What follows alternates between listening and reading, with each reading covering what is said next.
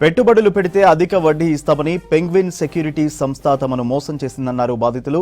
దాదాపు 1500 మంది నుంచి 150 కోట్లు వసూలు చేసి బోర్డు తిప్పేశారు నిర్వాహకులు.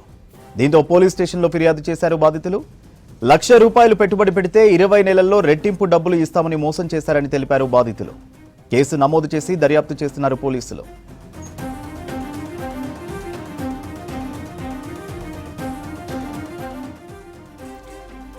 పెట్టుబడులు పెడితే అధిక వడ్డీ ఇస్తామని పెంగ్విన్ సెక్యూరిటీ సంస్థ తమను మోసం చేసిందన్నారు బాధితులు.